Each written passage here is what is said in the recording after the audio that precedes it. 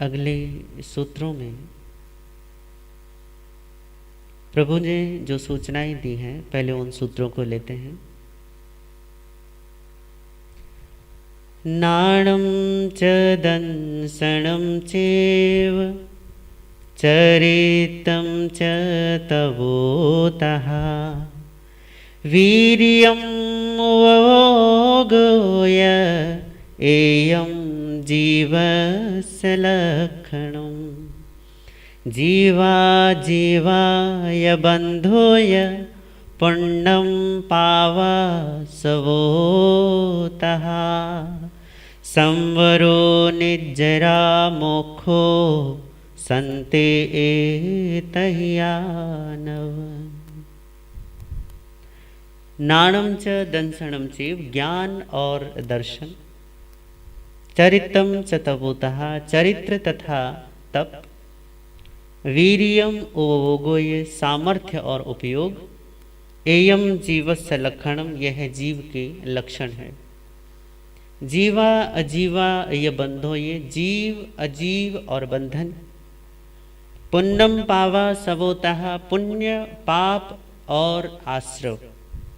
संवरो निर्जरा मोक्षो, संवर निर्जरा और मोक्ष। संते ए तहिया नव, ये तथ्य 9 हैं, ये 9 तथ्य हैं। ज्ञान और दर्शन, चरित्र और तप,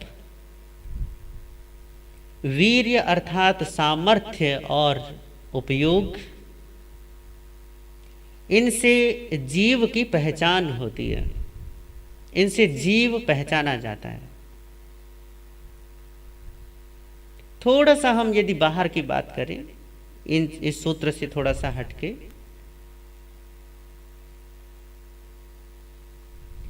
तीन शब्द हैं। एक है, या इसे हम 2 शब्दों में ही कह सकते हैं, एक होता है लक्ष्य और एक होता है लक्षण। लक्षण की तरफ जो सीधा हमें ले जाए, लक्ष्य की तरफ जो हमें सीधा ले जाए, उसे हम लक्षण कहते हैं। जैसे किसी स्थान विशेष पर पहुंचने के लिए, किसी एक जगह पर पहुंचने के लिए सीधा रास्ता हो, कि कोई यदि आंख बंद करके भी चले तो सीधा का सीधा वहां पहुंच जाए। ऐसे ही जो हमें सीधे लक्ष्य तक पहुंचा दे, उसे हम लक्षण कहते हैं। तो जो हमें सीधे जीव की स्थिति तक पहुंचा दे, आत्म स्वरूप का भान करवा दे, उसी को हम लक्षण कहते हैं। यहां पे जीव का लक्षण कहते हैं। और परमात्मा कह रहे हैं कि वो है ज्ञान, दर्शन, चारित्र, तप, सामर्थ्य और उपयोग। यदि हम इन सब को एक शब्दों में कहें तो आगे एक सूत्र और आएगा, जीवो उपभोग लक्षणों, फिर हम पुनः इन पर चर्चा करेंगे। आज जो है हम दूसरे सूत्र को लेते हैं, वो है कि जीव अजीव, बंध, पाप, पुण्य, आश्रव, संवर, निर्जरा और मोक्ष, ये 9 तत्व हैं। तत्व का मतलब होता है जो वास्तविकता है। तत्व का तात्पर्य होता है जो उपस्थित है, जिसकी सत्ता है, जो एक तथ्य बनकर हमारे समक्ष है, उसे हम तत्व कहते हैं। और ऐसे भगवान ने 9 तत्व कहे हैं। पर यदि इसमें हम देखें तो केवल एक ही तत्व सत्य है, बाकी सारे जितने हैं वो है केवल और केवल अंतिम, जिसे हम कहते हैं मोक्ष। क्योंकि मोक्ष जीव की स्वाभाविक स्थिति है, तो सत्य तो वही है। परंतु क्योंकि ये पूर्व की स्थितियां भी जीव के साथ घटित होती हैं, इसलिए इन सबको भी तत्वों में गिन लिया गया है। इनको भी तत्व के रूप में प्रभु ने इंगित किया है, इनको भी तत्व के रूप में बताया है। और वो है सबसे पहले जीव, फिर अजीव, फिर बंध, फिर पुण्य, पाप, आश्रव, संवर, निर्जरा और मोक्ष। ये हुए 9 वास्तविकताएं, 9 तथ्य। इन 9 तथ्यों को यदि हम कहें तो ये पूरा का पूरा हमारा जो अस्तित्व है इन 9 तथ्यों के, इन 9 तत्वों के मेल का सम्मिलन है, इनका सम्मेल है, इनका मेल है। सबसे पहला जो तत्व गिना है वो है जीव और दूसरा है अजीव। ये 2 मुख्य हैं। इनमें हम ऐसा कह सकते हैं कि 9 तत्वों में इन 2 तत्वों को हम सबसे पहले मजबूती से ये करें कि ये 2 तत्व, ये 2 जो द्वंद्व बना रहे हैं, जो जोड़ा बना रहे हैं, ये 2 पक्के हैं। पहला है जीव और दूसरा है अजीव। जीव जो पहले इंगित किया जा चुका है कि जीव किसको कहते हैं, तो भगवान ने कहा इसे कहते हैं। किनको कहते हैं? जिसमें ज्ञान होना चाहिए, दर्शन, चारित्र, तप, वीर्य अर्थात सामर्थ्य, पराक्रम और उसके बाद उपयोग, जो जिसमें ये हैं उसे हम क्या कहते हैं? उसको हम जीव कहते हैं। अब फिर अजीव किसको कहेंगे? तो कहेंगे कि जिसमें ये नहीं है उसको हम अजीव कहेंगे। कि ज्ञान आदि जितने गुण पहले बताएं वो जिसमें है उसे जीव और जिसमें नहीं है उसे अजीव कहते हैं। अब 2 चीजें आ गई, जीव और अजीव। इन दोनों के मेल से जो बनता है ये हमारा प्रकट रूप है, जो इन दोनों के ही सम्मिलन से कहो या इन दोनों के संयोग से है। एक जीव और दूसरा ये अजीव। इन दोनों के मेल से जब ये बना है तो इसके मिलने के पीछे किसी का कारण है। कोई है जो जीव और अजीव को मिला रहा है। और आप इस पूरे के पूरे अपनी सृष्टि चक्र को देखो, अपने पूरे के पूरे इस अस्तित्व को, इस जो हमारे चारों तरफ हमारे समेत जो भी है वो इन दोनों के ही मेल का, इन दोनों का जोड़ आपको दिखाई देगा। परंतु ये गजब की बात है कि दोनों का स्वभाव बिल्कुल विपरीत होने के बावजूद, दोनों के गुण बिल्कुल विपरीत होने के बावजूद, दोनों के स्वरूप बिल्कुल विपरीत होने के बावजूद दोनों एक साथ हैं। जीव जहां अमूर्त है वहां अजीव मूर्त है, क्योंकि जिस मूर्त के साथ हमारा संयोग है ना, शरीर मूर्त है और जीव अपने आप में अमूर्त है। अमूर्त का मतलब वर्ण गंध आदि से रहित, उससे परे। अब जब इन दोनों को मिलाया है किसी ने, तो कोई ना कोई तो होगा ना जिसके कारण इन दोनों का आपस में मिलन हुआ है। ये जो विपरीत स्वरूप वाले जो 2 चीजें हैं, ये दोनों विपरीत स्वरूप है इनका, फिर भी दोनों एक साथ हैं। और एक साथ हैं तो किसकी वजह से है? तो फिर तीसरी बात भगवान ने कही वो है बंध। और यही सबसे महत्वपूर्ण चीज है।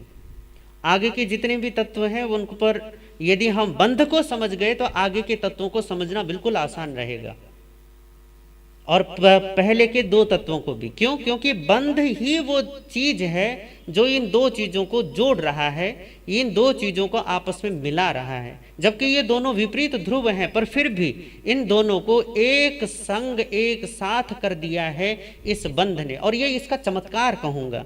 चमत्कार इसलिए कहूंगा कि इनका मेल हो नहीं सकता, जीव का और अजीव का कोई मेल ही नहीं है, स्वरूप ही इनका बिल्कुल ही अलग है, पर फिर भी ये एक साथ हैं, एक साथ हैं, एक जगह हैं, एक क्षेत्र में हैं, एक ही स्थान को घेर रखे हैं। तो फिर भी ये चमत्कार जो घटित करता है वो घटित करता है बंधन। अब बंधन की जो बात है, ये बंधन जीव का अपना सहज स्वरूप नहीं है, क्योंकि जीव का स्वरूप ज्ञान अर्थात उपयोग है। उपयोग का मतलब जानना, केवल ज्ञाता और दृष्टा, ये जीव का सहज स्वरूप है। अब जीव का जो सहज स्वरूप है, क्योंकि कल भी हमारी वार्ता चल रही थी कि भैया इंद्रियां प्रकृति के हिस्से में हैं, तो इंद्रियां प्राकृतिक काम करती हैं, और जीव जब मनुष्य के चोले में आता है तो उसकी जो कॉन्शियस होती है वो शिफ्ट हो जाती है। शिफ्ट कहाँ होती है? अभी तक जो प्रकृति उसका केंद्र थी, अब उसका केंद्र क्या हो गया? आत्मा हो गया है। यही बात यहाँ पर भी है कि जब जीव अपने स्वरूप का, अपने आत्मा को केंद्र में रखता है। अब ये अपनी आत्मा कहना भी बड़ी अजीब सी बात लगती है मुझे, क्योंकि मेरी तेरी जैसी आत्मा कुछ होती नहीं है। ये मेरी आत्मा, ये तेरी आत्मा, शरीरों के लिए कहा जा सकता है कि ये शरीर तेरा, ये शरीर मेरा, बल्कि शरीरों के लिए भी नहीं कहा जा सकता, क्योंकि शरीर भी तो पौद्गलिक है। पुद्गल किसका है? पुद्गल पुद्गल का है। मैटर मैटर का है, हम उसके लिए भी अपना या तेरा या मेरा नहीं कह सकते, पर फिर भी हम जैसे अपने कपड़ों के लिए, अपने बर्तनों के लिए, अपने साजो सामान के लिए कहते हैं ये मेरा ये तेरा, ऐसे ही शरीर के लिए भी कह सकते हो मेरा या तेरा। परंतु असल में आप यदि देखेंगे तो इनमें से आत्मा के विषय में आप कह ही नहीं सकते, क्योंकि वो निर्वैयक्तिक है। निर्वैयक्तिक का मतलब कि वहाँ व्यक्तिगत चीज नहीं होती कोई भी, ये मैं हूँ या ये मेरा है, आप ऐसा इंगित नहीं कर सकते। और हमारे साथ समस्या ये है कि हम इन्हीं चीज़ों से बातों को समझ पाते हैं। भाषा, क्योंकि भाषा की अपनी सीमितता है ना, भाषा की अपनी एक रुकावट है, और रुकावट इतनी है कि भैया वो आत्मा की या पुद्गल की सहज अवस्था को, परिपूर्ण दशा को दर्शा नहीं पाता। पर जितना भी दर्शाया गया है उसमें जो बात है वो है कि दो चीज़ों को जिसने आपस में जोड़ा है, वो बीच में एक वो काम कर रहा है, उससे कहा बंध। अब ये जो बंधन है, ये बंधन क्या है, इसे थोड़ा यदि आप समझें तो आपको ये क्लियर हो जाएगा। एक कहानी मैं आपको सुनाऊं जो मैं बहुत बार प्रवचनों में सुनाता हूं, और एक मजाकिया सी भी बात है कि ऐसा हुआ कि एक बार एक ऊंट वाला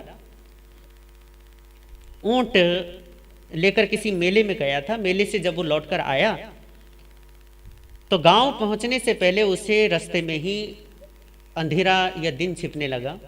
तो उसने सोचा कि गांव तो मैं पहुंच नहीं पाऊंगा, क्योंकि बहुत रात बीत जाएगी, और ऐसे रात बिरात चलना, फिर जंगल का रास्ता, तो ये ठीक नहीं है, तो चलो रुक जाना चाहिए कहीं। तो एक जगह पहुंचा तो वहाँ एक धर्मशाला थी। धर्मशाला में वो रुकने का विचार उसने बनाया, और धर्मशाला में जब वो मैनेजर के पास, जो वहाँ व्यवस्थापक था, उसके पास गया और कहा कि भाई एक रात रुकना है। करे जी बिल्कुल, धर्मशाला होती ही रुकने के लिए आप आइए और आपका स्वागत है। पर जब वो रुकने की उसकी सारी बात हो गई तो जैसे ही ऊंट को देखा, तो ऊंट को देखते ही क्या हुआ कि उसकी रस्सी नहीं थी। अब रस्सी नहीं तो वो क्या करे, वो उसने कहा कि जी आपके पास रस्सी मिलेगी, क्योंकि मैं ऊंट की रस्सी ना मेले में भूल आया लगता हूँ, अब मैं अगर इसे नहीं बांधूंगा तो। उसने कहा करे भाई मेरे पास तो कोई रस्सी नहीं है। तो कहा करे ये तो बड़ी समस्या हो गई, क्योंकि सारी रात तो मैं ऊंट के पास बैठ नहीं सकता, और ये इसे खुला भी नहीं छोड़ सकता। अब मैं क्या करूं, ये तो समस्या पैदा हो गई, बिना रस्सी के तो ये भाग जाएगा इधर उधर। तो मैनेजर ने एक बात कही कि चलो ये काम करो। अरे जी, करे आप इसको रोज बांधते हो ना? करे हाँ बिल्कुल, वो तो रोज का काम है मेरा कि मैं इसको सुबह खोल कर ले जाता हूँ, शाम को लाता हूँ वापस, और फिर इसको बांध देता हूँ। तो फिर करे ये काम करो, आप जैसे रोज करते हो वैसे आज भी करो। पर रोज में और आज में एक फर्क है कि पर रोज आप इसे रस्सी से बांधते थे, आज केवल आपको रस्सी से बांधने का केवल ड्रामा करना है, नाटक करना है, दिखावा करना है। आप ये दिखावा करो। तो कहो इससे क्या होगा? करे करो तो सही। उसने कहा ठीक है। वो गया और उसने रोज की तरह वही खूंटा गांठना, फिर रस्सी बांधना, रस्सी उसकी गर्दन के ऊपर फेंकना, फिर उसको रस्सी में गांठ बांधना, ये सारा का सारा काम उसने जितना भी था पूरे दिखावे के साथ किया। पर रस्सी नहीं थी, केवल रस्सी बांधने का एक दिखावा उस ऊंट के सामने किया। और वो ऊंट फिर उसकी पीठ थपथपाई और चला गया। जब तक उसके सोने का वक्त न हुआ तब तक वो बार बार दिखता रहा ऊंट को आते हुए। मैनेजर कहता है अरे काहे को डरते, वो कहीं नहीं जाएगा, मेरे से लिखवा के ले लो। कह रहे हाँ बात तो सही है, अभी तक तो कहीं गया नहीं है, वो वहीं बैठा हुआ है, वहीं है, कहीं हिला डुला तक नहीं है। कह रहे वो वहीं रहेगा, निश्चिंत होकर सो जाओ। वह आदमी आराम से सोया। सुबह जब उसकी आंख खुली, आंख खुलने के बाद वो चलने के लिए निकला। उसने मैनेजर का धन्यवाद किया, ऊंट के पास आया, थपथपाया, ऊंट उठा, और ऊंट वाला जैसे ही चला पर ऊंट चले ही नहीं। अब ऊंट चले ही नहीं, आगे ही ना बढ़े। वो उसे कहे चल भाई वक्त हो गया चल निकल, पर ऊंट वहां से हिलता तक नहीं। तो वो मैनेजर जोर जोर से हंसने लगा और बोला करे भैया उसकी रस्सी तो खोल दे। वो ऊंट वाला बोला करे भैया कौन सी रस्सी? करे जो बांधी है। करे कौन सी बांधी है? करे भैया कल बांधी थी ना। करे वो तो सिर्फ एक दिखावा था। करे दिखावा तेरे लिए था, ऊंट के लिए तो वो हकीकत है। करे जब तक तो रस्सी खोलेगा नहीं वापस तब तक ऊंट चलेगा नहीं। करे यार ये बड़ी समस्या पैदा हो गई। उसने फिर से वो रस्सी, जैसे वो रोज खोलता है ना सुबह, वैसे रोज रस्सी खोलने का जैसा करता था वैसे उसने अभिनय किया, और रस्सी खोलने का अभिनय करते ही जैसे उसने पीठ पर मारी एक थपकी ऊंट के, और ऊंट फटाफट आगे बढ़ गया। यहाँ पर ये कथा जो है, ये जो उदाहरण है, ये उदाहरण समाप्त हो जाता है। पर यहाँ पर आपको बंधन का एक रहस्य पता चला होगा। और रहस्य क्या है कि ऊंट वाला केवल और केवल दिखावा करता है रस्सी बांधने का, पर गजब की बात यह है कि उस दिखावे से वो ऊंट बंध जाता है। केवल दिखावा है वहां पर गजब यह है कि फिर भी उस दिखावे से वो बंध गया। ज्ञानी भगवंतों की, बुद्ध पुरुषों की बड़ी उनको पीड़ा होती है, उनको बड़ा दुख होता है। पता है किस लिए? वैसे तो बुद्ध पुरुषों के आनंद का कोई पार नहीं होता, उन्हें कोई दुख नहीं है सांसारिक जैसे आप लोग सोचते हैं। तुम्हें तो छोटे मोटे दुख हैं। अभी व्यापार को नहीं चल रहा बाप जी, अभी बच्चों की पढ़ाई ठीक ढंग से नहीं हो रही, अभी घर से बाहर घूमने को नहीं मिल रहा, अभी टपरी पर जाकर चाय पीने का मौका नहीं मिलता, अभी बाहर बाजार में खाने पीने का, घूमने का मौका नहीं मिलता। तो ये छोटे मोटे दुख हैं तुम्हारे।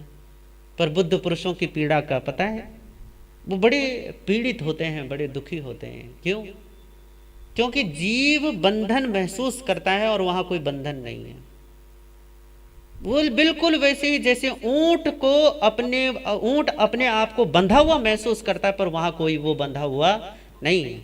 वो चाहता तो रात को ही आजाद होकर निकल सकता था, परंतु वो गया नहीं, क्योंकि उसे ये लगता है कि मैं बंधा हुआ हूं।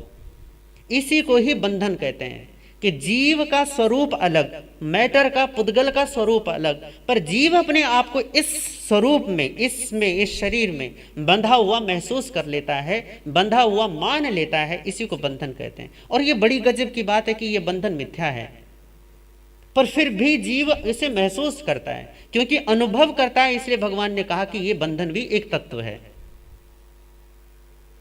क्योंकि अपने आप को वो बिल्कुल इसमें गड्ढमड्ढ देखता है, जैसे दूध और पानी को मिल जाना। भगवान ने यही कहा है कि कर्म और जीव का मिलन कैसा, तो कहा जैसे दूध और पानी मिल जाते हैं वैसे ही। पर आप जानते हैं कि दूध और पानी बेशक मिल जाए, पर जब दूध और पानी को गर्म किया जाता है तो पानी भाप बनकर उड़ जाता है और केवल शेष रह जाता है दूध।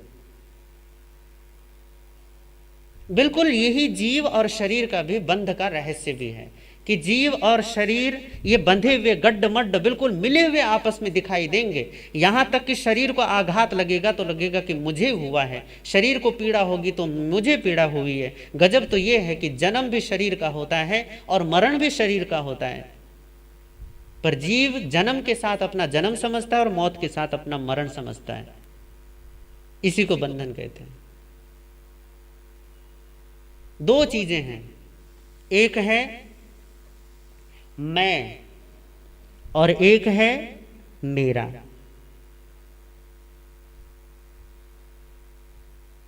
एक है मैं और एक है मेरा। और ये गजब की बात है कि ये दो चीज ही जीवन है।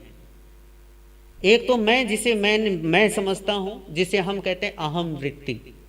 कोई है ऐसा जिसे आप कहते हो मैं, कुछ है भीतर में जो महसूस करता है इस मैं को। और दूसरा है इस मैं ने जो भी अपने लिए प्रपंच खड़ा किया है, शरीर से लगाकर सारी चीजों तक, उन सबको वो मेरा कहता है।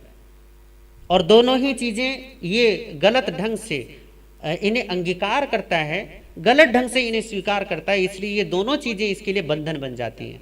क्यों? क्योंकि मैं भी झूठा, मेरा भी झूठा, और इन मैं और मेरे को झूठ है, एक तरीके से बिल्कुल भ्रम है। जैसे मृग मरीचिका होती है ना, दूर से दिखाई देता है पानी, पर पानी होता नहीं है।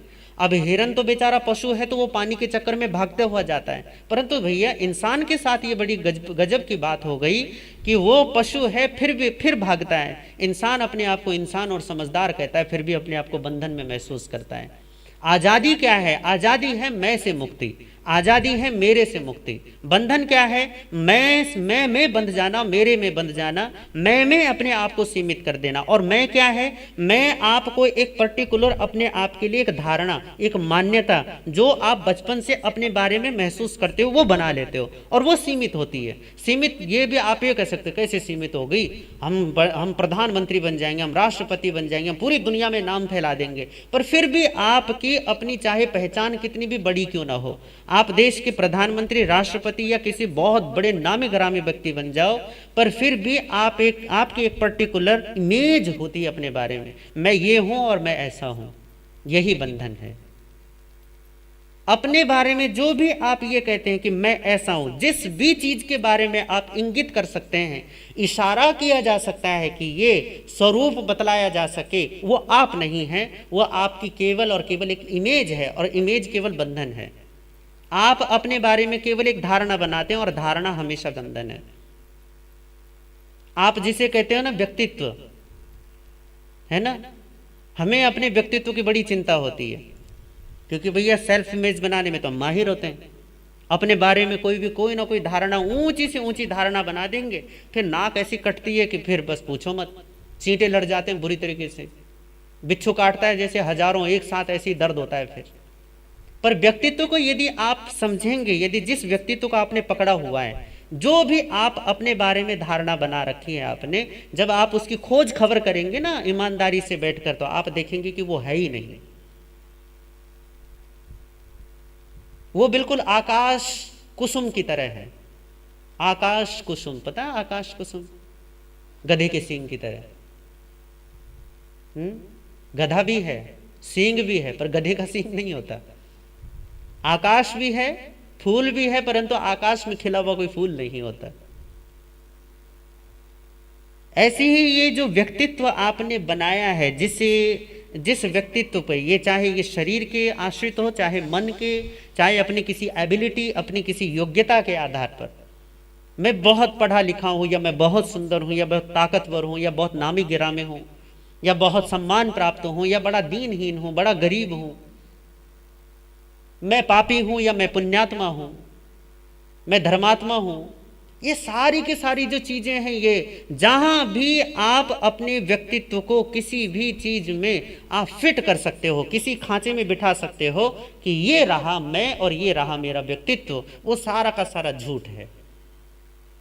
और इस झूठ को आप बड़े करीने से सजा कर रखते हो, बड़े बड़े तरीके से पूरा जीवन इसकी रक्षा में, इसके पालन में, इसके पोषण में लगा देते हो, इस झूठे व्यक्तित्व के रक्षण में, जो बिल्कुल झूठ है। एक नाम जो आप साथ लेकर नहीं आए थे, एक शरीर जो आप साथ लेकर नहीं आए थे, माता पिता का संयोग हुआ, रज और वीर्य का मिलन हुआ, आपको एक घर रहने के लिए मिल गया, और उस घर में धीरे धीरे बढ़ा, बाहर आए, बाहर आने के बाद उसी से आपकी पहचान हो गई। फिर वो जो पहचान है, उसे एक माता पिता ने या किसी ने आपको एक नाम दिया। ना शरीर आपका अपना, ना माता पिता का दिया हुआ नाम आपका अपना। जब ये दोनों ही आपके अपने नहीं, तो फिर आपका है क्या? हम तो गजब ये करते हैं कि आत्मा भी मैं कह देते हैं, मैं आत्मा, मेरी आत्मा, ये गजब की बात है। और जबकि आत्मा ना मैं है और ना मेरी है। आप ये कैसे कह सकते हो कि आत्मा मैं है और मेरी है? वो कोई व्यक्तिगत चीज है क्या? जैसे पुद्गल व्यक्तिगत चीज नहीं है, पुद्गल में कोई भी ऐसी चीज बता दो जो आपकी अपनी व्यक्तिगत हो। पुद्गल आप अपना एक इमेजिनेशन, जिसे कल्पना कहते हैं, आप एक कल्पना का आवरण, जिसे महावीर ने एक शब्द दिया, राग और द्वेष, आप राग का और द्वेष का एक आवरण उसके ऊपर डालते हो, और फिर कहते हो ये मेरा है और ये मेरा नहीं है। पर राग और द्वेष तो झूठ है ना, वो तो आपकी कल्पना है, वो आपका अपना एक निर्माण है पुद्गल के ऊपर डालने के लिए, जिसे आप डालते हो। और गजब की बात यह है कि वो निर्माण, उस राग और द्वेष को आप अपने पर, उस जो आत्मा है उस पर भी थोपते हो, मेरी आत्मा। गजब की बात। आत्मा भी मेरी होती है क्या? पर बात यही है, क्योंकि हमारी सारी पहचान, हमारा सारा ज्ञान, हमारा सारा बोध, क्योंकि इसी चीज पर, इसी चीज के चारों तरफ घूमती है। अपनी एक पहचान जो है, ये छोटी सी पहचान, इसके चारों तरफ हमारी सारी पहचान, सारा ज्ञान घूमता है। इसलिए हम कहते हैं कि आत्मा भी मेरी, मैं आत्मा। किसी गुरु से सुन लिया आत्मा, किसी प्रवचन में सुन लिया, कहीं किताब में पढ़ लिया, और मान लिया मैं आत्मा, मेरी आत्मा, मैं ये, मैं वो, मैं ऐसा, मैं वैसा। पर बंधन, यदि आप ये भी कहो कि मैं आत्मा, तो भी बंधन है। क्यों? क्योंकि जो भी आप अपने आप की पहचान बना सकते हैं, जिसे आप इंगित कर सकते हैं, ये है, ऐसा है, वो एक बंधन है। क्यों? क्योंकि आप ये जानते हो जितनी भी सीमाएं होती हैं मन निर्मित करता है, जितने भी बंधन होते हैं मन निर्मित करता है। अमृत बिंदु उपनिषद में बंधन और मुक्ति का एक श्लोक बड़ा प्रसिद्ध है, जो हमारे प्रवचनों में बहुत आयत साधु महात्मा लोग सुनाते भी हैं कि मन एव कारणम, मन एव मनुष्याणाम कारणम बंध मोक्षयो, कि मन ही इन मनुष्यों के बंधन का और मोक्ष का कारण है। इसका मतलब ये हुआ कि मन ही है जो निर्मित कर रहा है बंधनों को। और मन निर्मित क्यों कर रहा है? क्योंकि मन की अपनी एक सीमा है, क्योंकि जैसे वो असीम होगा तो उसका अस्तित्व नहीं रहेगा, वो आत्मा ही हो जाएगा। और आत्मा की कोई सीमा नहीं होती, आत्मा की कोई अपनी एक सेल्फ इमेज नहीं होती, आत्मा की कोई बंधी बंधाई एक आत्मा का कोई व्यक्तित्व नहीं होता कि ये आप दिखा सको कि हाँ ये रही आत्मा, ऐसी रही आत्मा। आप ऐसा बोल नहीं सकते, कह नहीं सकते, क्योंकि आत्मा के बारे में जब आप पढ़ोगे ना, शास्त्रों को उठाकर देखोगे तो वहां भी बड़े झगड़े हैं। महावीर कहते हैं ऐसे हैं, बुद्ध कहते हैं है ही नहीं, बुद्ध ने तो उड़ा ही दिया सब। शंकर कहते हैं कि उसके अलावा और कुछ है ही भी नहीं। रामानुज को पढ़ोगे कुछ और कहेंगे, माधवाचार्य को पढ़ोगे कुछ और कहेंगे, कबीर नानक और उनको पढ़ोगे और कुछ और कहेंगे। तो फिर आत्मा है कैसी? क्योंकि जो ज्ञानी है वो सब इसके विषय में अलग अलग अलग अलग पहचान बता रहे हैं। तो फिर असल में है क्या? असल में यही है कि आप उसकी कोई एक इमेज बना ही नहीं सकते। जिसकी भी इमेज आप बनाओगे वो एक व्यक्तित्व है, और व्यक्तित्व एक झूठा है, एक झूठ है। और व्यक्तित्व सबसे बड़ा झूठ हमारा ये शरीर से लगा हुआ जो व्यक्तित्व है वो है। इस अहंकार को जिसको हम कहते हैं, ये इसी को लगाकर हमारा पूरा का पूरा जीवन चलता है। बात यह है कि ब्रह्म ही ब्रह्म में है, आत्मा ही अपने बंधनों में है। बिल्कुल वैसे ही जैसे ऊंट अपने ही मान्यता के, अपनी ही काल्पनिक बंधन में है। अब आप ये कहोगे कि ये बंधन निर्मित क्यों होता है? क्यों होता है? क्योंकि अज्ञानता से, या ऐसा कहो मिथ्या भाव से, जब जीव कुछ होने की कोशिश करता है, कुछ बनने की कोशिश करता है, कुछ होना कुछ बनना, जीवन में यही बंधन है। हम सतत कुछ ना कुछ होने की, कुछ ना कुछ नया बनने की कोशिश कर रहे हैं, कुछ ना कुछ बनने की कोशिश कर रहे हैं। इस बनने में सतत जीवन से लेकर, जन्म से लेकर मरण तक कोई ना कोई चेष्टा चलती रहती है। आज ये बनना है, आज ये करना है, आज ये करना है। आज यदि आपके पास 10 रुपए हैं तो मुझे 1000 चाहिए, 1000 हैं तो लखपति होना है, लखपति तो करोड़पति होना, करोड़पति हैं तो अरबपति होना है। दौड़ है ना। जहां है वहां संतुष्ट नहीं है, जहां है वहां तृप्ति नहीं है, जहां नहीं है वहां जाना है, वहां देखना है, वहां खोजना है, नई नई चीजें खोजनी है, नई नई चीजें एक्सपेंड करनी है, अपने आप को और विस्तार देना है। ब्रह्म क्योंकि स्वयं में विस्तार है, इसलिए अहंकार भी ये सोचता है कि वो अपने आप को विस्तार दे। और गजब की बात यह है कि ब्रह्म ही अपने आप को, जो स्वयं ब्रह्म है, वो अपने आप को विस्तार देने की चेष्टा में संलग्न है। यही बंधन है। आत्मा जो पहले ही परिपूर्ण है, वो अपने आप को किसी एक योग्यता को देके, कोई एक सफलता अर्जित करके फिर प्राउड फील करना चाहता है कि हाँ ये मैंने किया, मैंने एवरेस्ट पे झंडा गाड़ा, मैंने इंग्लिश चैनल पार किया, मैंने क्रिकेट में इतना नाम कमाया, मैंने व्यापार में इतना बड़ा मुकाम हासिल किया, मैंने धर्म के क्षेत्र में इतना बड़ा पद प्रतिष्ठा और सम्मान अर्जित किया, मैंने अपने समाज में अपने और अपने परिवार का इतना बड़ा नाम कर दिया। आप कुछ ना कुछ होना चाहते हैं, सतत कुछ ना कुछ लगे रहना चाहते हैं। यही आपका बंधन है।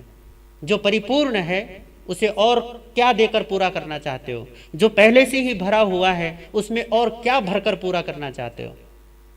ये चाहा, ये तुम्हारा अधूरापन, ये केवल एक बंधन है, और बंधन केवल आपकी कल्पना में है।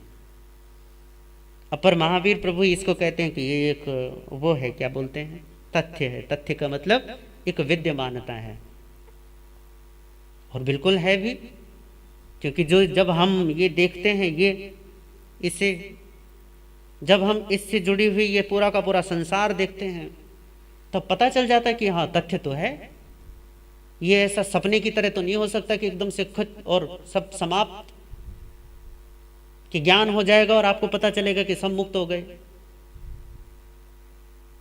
जीव सुख और दुख को महसूस करता है इसकी वजह से।